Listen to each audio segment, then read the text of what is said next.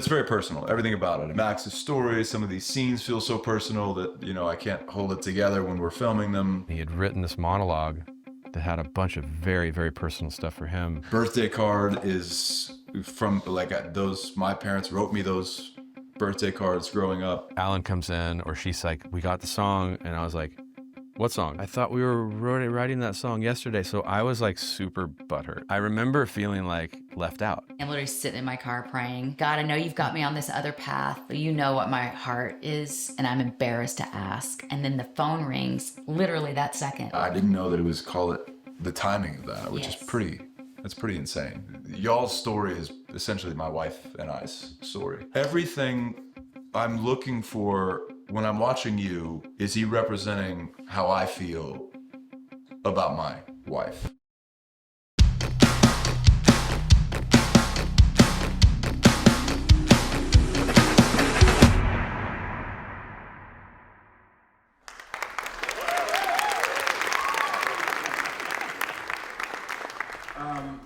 To say this is personal is an understatement. All the characters in this show are named after my kid. I see the fake Rose sitting right there, the real Rose sitting right there, the fake Lenny sitting right there, the real Lenny sitting right there. Presley and AJ were in the first movie. AJ's now actually in the show. Boys, I got you on the next one. We named the male characters after Steve's boys, Max and Charlie. Yeah, Lenny, I got you. I know it's Lulu, but Lenny is, yeah. We tell Ben we'll get him on the next one too, but this is personal. This means a lot to us. This comes from our heart.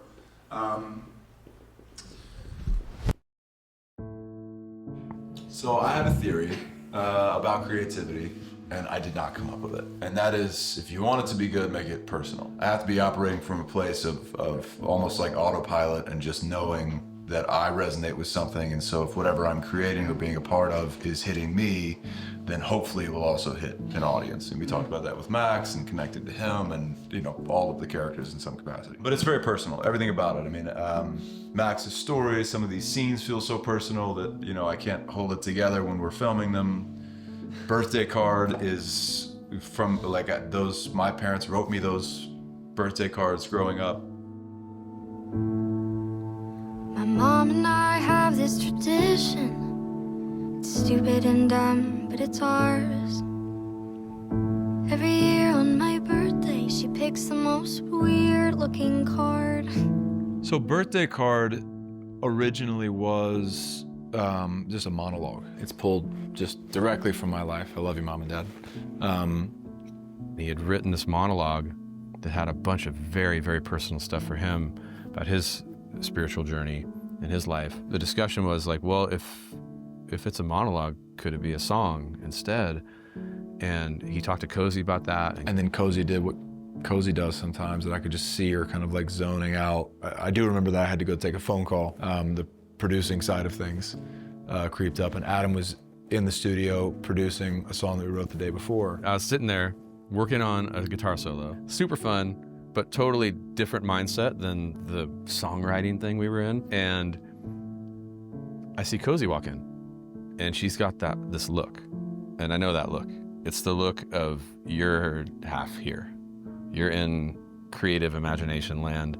And she's like, do you have a keyboard? Do you have a keyboard? And I'm like, okay, need to get this girl a keyboard. And she's like, just something I can take out. So it just so happened I had the crappiest piece of gear in my studio, which is this like Casio keyboard with internal speakers, but it happened to be the perfect thing. So I'm like, yeah, let me take this. We put it outside on a picnic bench in my backyard, but I could see in her eyes, like, this was important. I didn't even quite know what it was about. I was wondering, but I'm like, I had a guitar solo to record. And I probably paced around for 20, 25 minutes, like on this call. And I come back and she's like, okay, I'm gonna play this song for you. And I was like, what song? The Savannah, and Lenny moment. And I'm like, I thought we were writing that song yesterday. So I was like super butthurt. I remember feeling like left out and like, oh man, like, the guitar solo could have waited. As I was feeling all these mixed emotions about sort of not being able to work on this important moment song, she came in and sat down. I'll never forget, like sitting, so she's here, And I sat here facing that way because I didn't want to look at her, because Cozy's a really good performer and she can sell you something. So I closed my eyes, I faced the other direction, I imagined that scene. So I pretended to be Lenny. I sat down, I faced this direction, I closed my eyes. And Cozy played me Birthday Card. She writes, "Happy birthday, baby. I know she's not trying to actually upset me, but they're an invisible link at the ending. It's why can't you be more like Lenny?" And it was like, we were all in tears. And I, cried. Everybody in the room was just like, just wiping tears off their face. I was like, wow. I felt like such an idiot for even thinking that wait, you should have shut this down and brought me in. I would have ruined it, for sure. We either changed or added one line, but everything else was exactly what she played me after, 20 minutes of writing the song. After my 20-minute call, it just kind of poured out of her. And then Cozy sang the demo, and I was like, well, it can't get better than this. And at that point, Ava hadn't been in the studio. I was like, oh no, it's just, now the demo's gonna be better than the final thing. And then Ava sang it. Send myself right in the tension between sour and sweet. What would she do if she saw me all the way down to my heart? And we're all crying again. In fact, I remember, I'm breaking the fourth wall. I'm looking at Tink right now. Tink was standing there filming this. It's my favorite song. So I just say thanks for the card, Mom. It means a lot.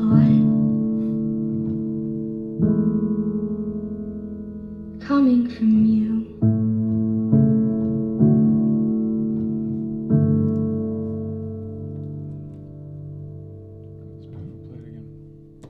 When we were done with Ava's first take singing Birthday Card, I looked over and Tink was totally in tears. And I'm trying to make sure that all the technical stuff is right. I'm trying not to sniff that's so what I'm much. thinking. It's making me sniff more. It's like when you're trying not to cry. But... It was that thing again of just I hope that people are as moved by it as I was that first time that I heard it. Cozy did an unbelievable job writing it.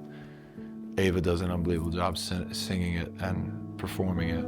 How do I live up to something I never really got to choose? It's no use. There's no room. Jesus said, Father, forgive them, for they do not know what they do. I can't play this for my parents. They get So I just say thanks for the card, Mom. It means a lot. Coming from you.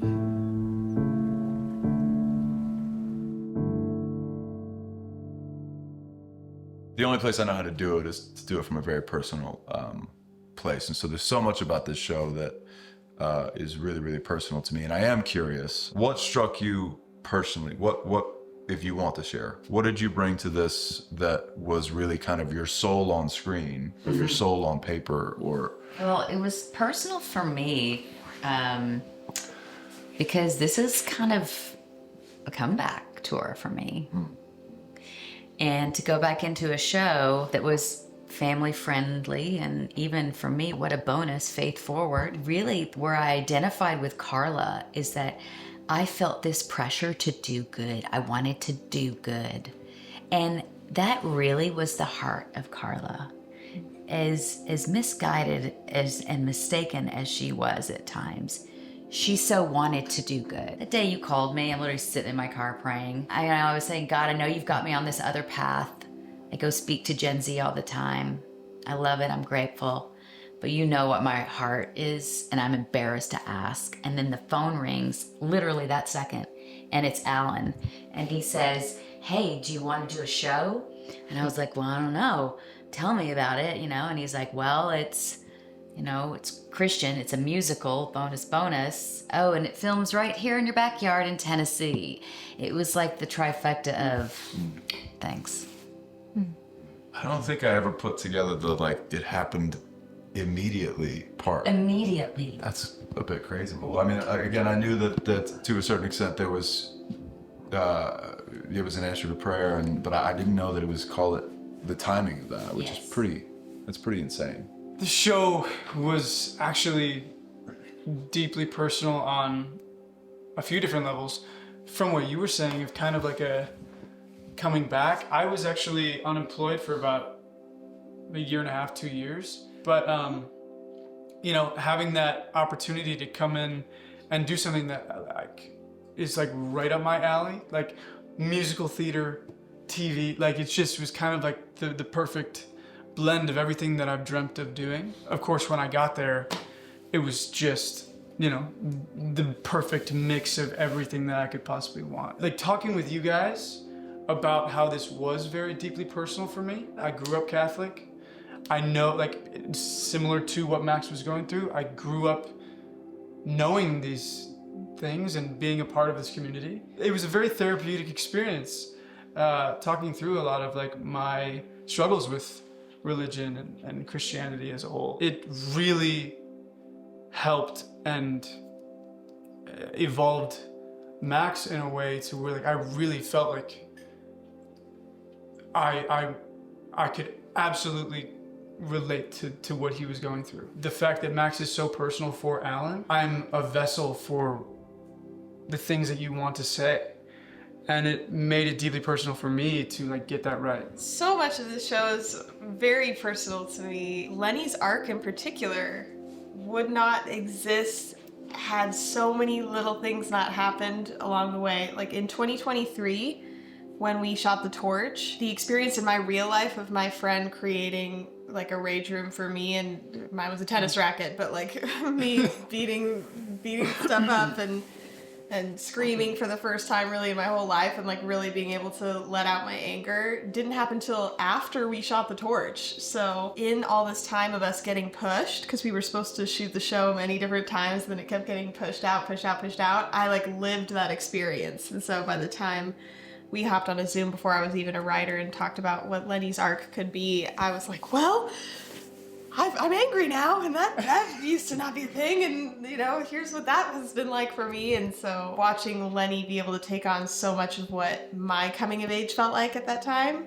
has been really special, and I poured just all my real emotions from that real experience in my life into that scene. And writing Made for this specifically was just this crazy moment where I was recovering from endometriosis surgery, and I was using a walker to get around my parents' house and just kind of had a little bit of a low point. And to distract from the pain of recovery, we watched a documentary all together of We Are the World, the Michael Jackson famous song, and watched the whole writing of it. And the whole time I was watching it, I was just going, jump and fly and fall and lift each other up again. Like, it was like, almost all songs I write while I'm listening to a completely different song, and the chords aren't the same. I don't know what that is. So I wanted to write a song for the show that was like We Are the World. And so I was like, we were made for this. The pain meds were working, and I just like went into the other room.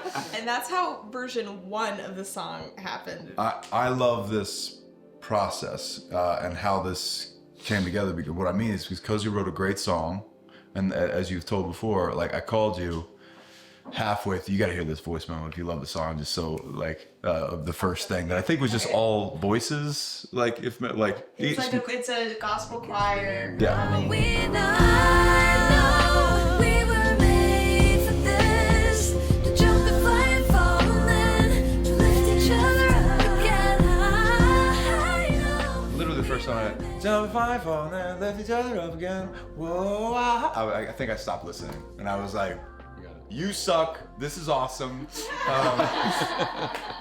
But then, so I knew, like, okay, it's gotta be a part of the show.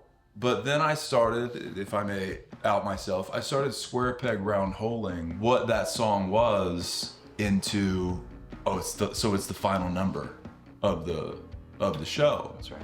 And the frustrating part for Adam was I asked him to make a song that in its DNA is not everybody on the field dancing. But I had asked him to do a thing that wasn't in the DNA of the song, and to Adam's credit, he kept saying is not really in the DNA of the song. So we went through that, and when it almost died was when I was still just like, but it's supposed to be the end thing, but it's not giving me the thing. Yeah, like what saved it?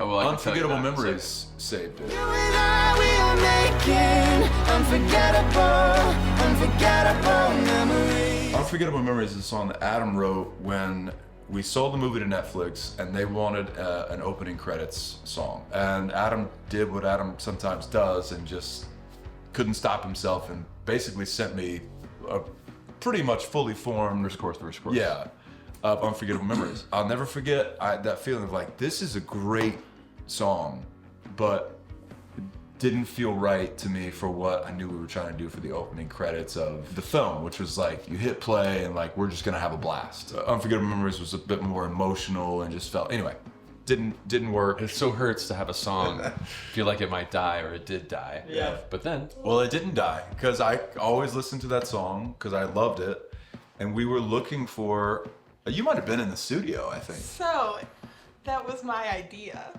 So, Really? you guys played me the song like 2 months earlier as a story of, oh gosh, the one that got away. Like, Adam Right. literally played me the song and you were like, that one still slaps, man. You know, and I've never said that in my life. He sounds just like that. but they played it for me and I was like, that song's amazing. And so when we were in Menifee writing at our like writers retreat, you said, well, what if we take the pressure off of Made for This and it's not the final big song that everybody's dancing to? What if it's the talent show moment, which can kind of be whatever we need it to be? Then what would fill its place? I guess what we're writing today is that one. And I was like, I don't think we need to. You should play that banger that Adam played us a couple of months ago, Unforgettable Memories. And we listened to it and it starts, there's a place like Home and we're all trying to find it. we changed like 3 lines total in that whole song. It was so exactly, and I was just dancing around the studio going, and as long as you're here with me. and then, I Venmo'd you $100. And Thank you for doing that, because that was one of my favorite moments of the Thanks entire for writing. show. Yeah, thanks for writing and that one. thanks for saving it for the show, because what you had said that jogged my memory about the song was, this song feels like it's at the end of the movie, not the beginning. You and I, we are making unforgettable memories. At the end of the day, for me, this is really, like, this is a story about Max and Lenny, right? And how they affect each other. And yes, one of the main ways that they affect each other is encouraging each other in their faith in different ways. But I mean, it means so much to me because it's, y'all's story is essentially my wife and I's story.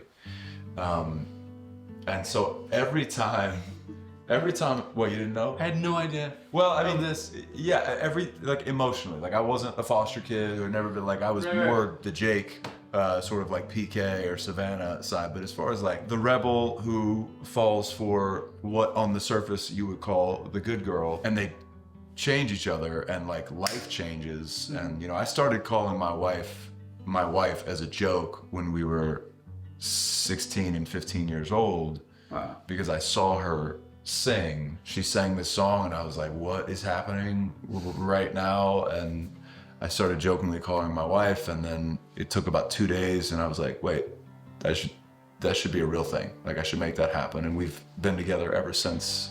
Oh my god. I had it's no so idea. romantic. Yeah. I say all that to say, like, I know that feeling.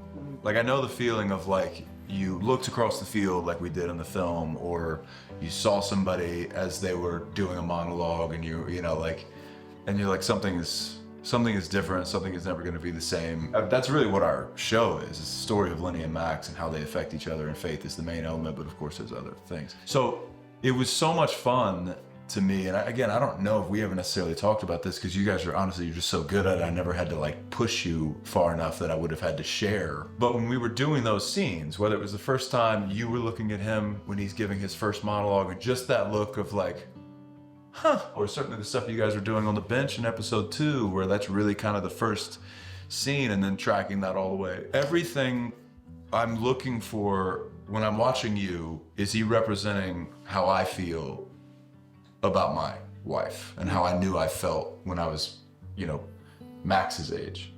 And vice versa. Am I seeing the looks from Lenny that I saw from Brycey early on in our, you know, relationship? And you guys, again, y'all were just doing it so well, we never really had to talk about it. But that's the thing that I was looking for, which I think is magical, is very hard to do, and also is very rare.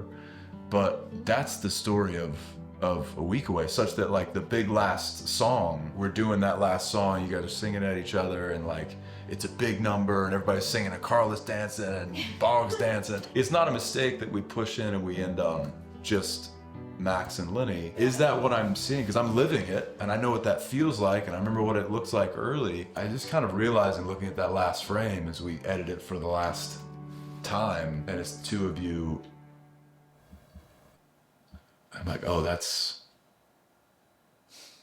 my wife and I. So thank you guys. Hey, yeah, man. Yeah, It's an honor, and it was such an honor to do it with you. We had so much fun. We The just most fun. laughed and enjoyed each other the whole time. It was fabulous. Yeah. It was Haley Bailey, it was so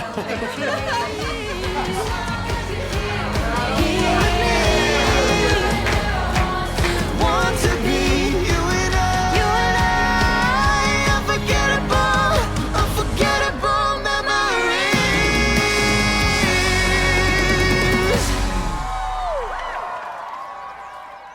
If you want to, but I can't miss this opportunity to thank some people.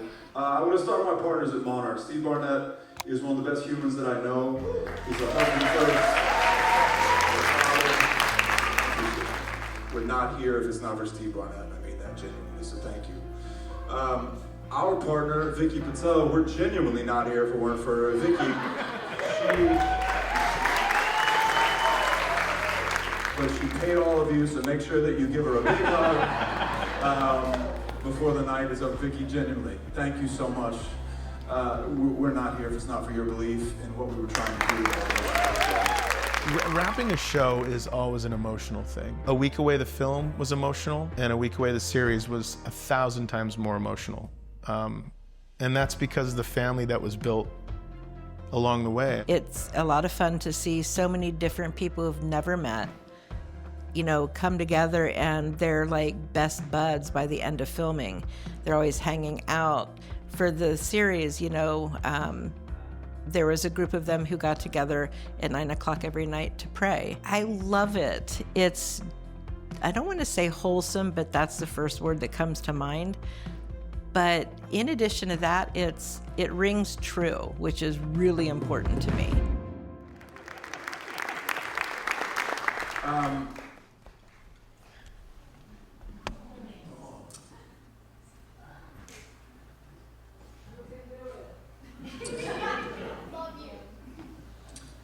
Baby, I love you. That's your best partner anybody could have. This is yours as much as it is mine. I can't do any of this stuff without you. And I didn't know if I was going to share this, but I'm going to.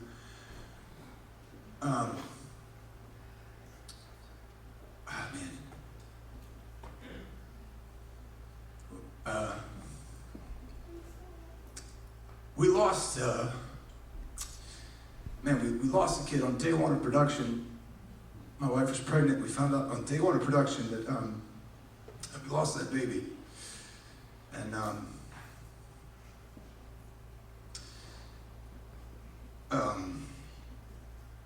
her name was Hazel May.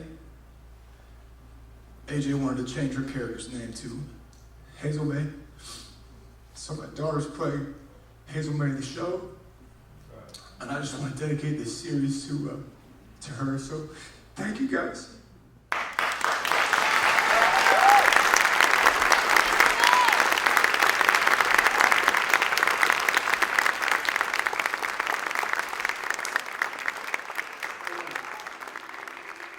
Also, I do want to lift the spirits and tell you guys that Brycey's pregnant again. Oh my gosh! you kidding me? No way. Oh my god.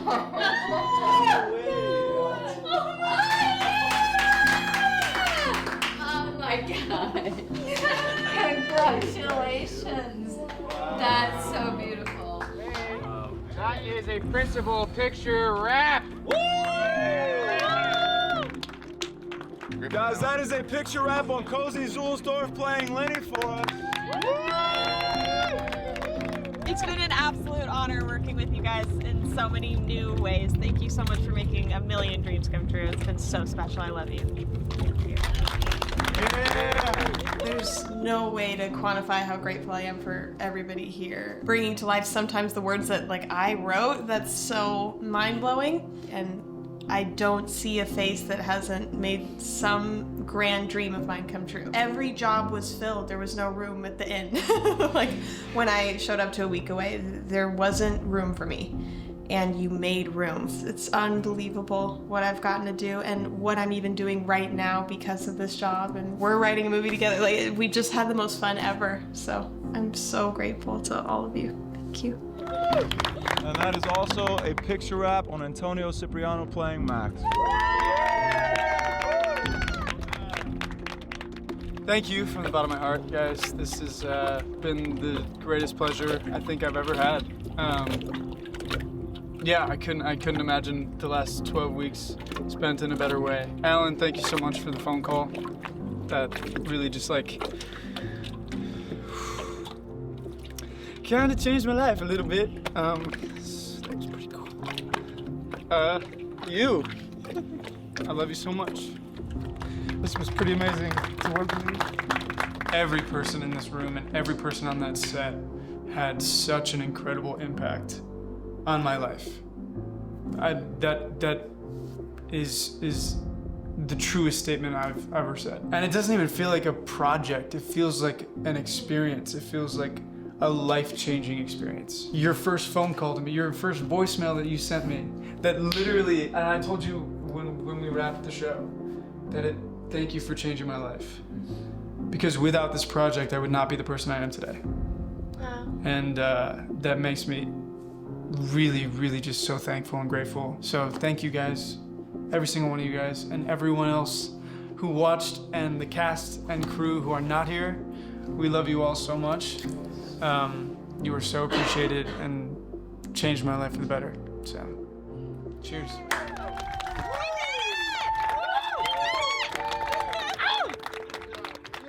I've been on mountaintops, I've been in valley lows, I've been in between, nowhere to go. I felt you all around me, and I felt all alone, but I always come home. 'Cause I know we were made for this, to jump and fly and fall, and then to lift each other up again. I know we were made for this, to jump and fly and fall, and most of all, till